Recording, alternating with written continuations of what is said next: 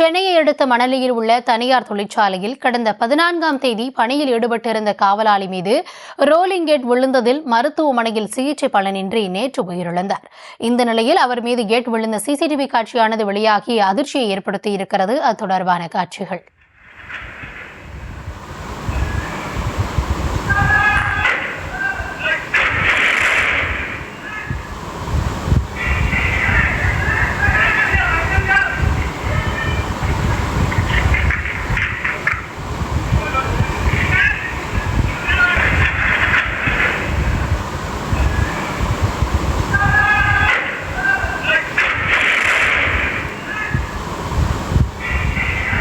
இது குறித்த விரிவான விவரங்களுக்காக இணைகிறார் எம்முடைய செய்தியாளர் கார்த்திகேயன். கூடுதல் விவரங்களை வழங்கலாம். காலை வணக்கம் கௌதமி. சென்னை மணலி புதுநகர் அருகே நிறுவனத்தின் கதவினை திறந்து அதனை திருப்பி மூடும் பொழுது எதிர்பாராத விதமாக நிறுவனத்தின் கதவானது நிறுவனத்தின் காவலாளி மீது விழுந்ததில் அவர் உயிருக்கு ஆபத்தான நிலையில் மருத்துவமனையில் அனுமதிக்கப்பட்டு சிகிச்சை பலனின்றி உயிரிழந்தார். இது குறித்து மணலி புதுநகர் காவல்துறையினர் வழக்கு பதிவு செய்து விசாரணை மேற்கொண்டு வருகின்றனர்.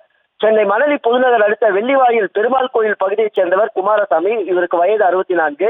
இவர் சென்னை மணலி புதுநகர் அடுத்த விச்சூர் பகுதியில் இயங்கி வரும் Sri Harikrishna industries converting company என்ற நிறுவனத்தில் காவலாளியாக வேலை பார்த்து வருகிறார்.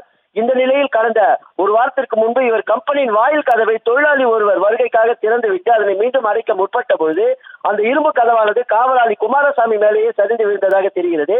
இதனைத் தொடர்ந்து இவர் உயிருக்கு ஆபத்தான நிலையில் அரசு சாண்டி மருத்துவமனையில் அவசர சிகிச்சை பிரிவில் அனுமதிக்கப்பட்டார். அங்கு அவருக்கு மார்பு பகுதியில் உள்பகுதியில் உள்ள இருதயத்தின் அருகே மிகவும் ஒரு பலத்த அடிப்பட்டதாகவும் தொடர்ந்து அதற்காக அவருக்கு தீவிர சிகிச்சை அளிக்கப்பட்டு வந்ததாகவும் தெரிகிறது.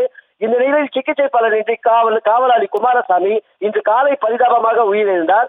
இந்த காட்சிகள் அனைத்தும் அந்த நிறுவனத்தின் வாயிலில் பொருத்தப்பட்டிருந்த கண்காணிப்பு கேமராவில் பதிவாகி இருந்தது. அதை நாம் தற்போது திரையில் பார்த்து வருகிறோம். இதைத் தொடர்ந்து இது குறித்து வழக்கு பதிவு செய்த மணலி புதுநகர் காவல்துறையினர் விசாரணை மேற்கொண்டு வருகின்றனர். தற்போதைய விவரங்களுக்கு நன்றி கார்த்திகேயன்.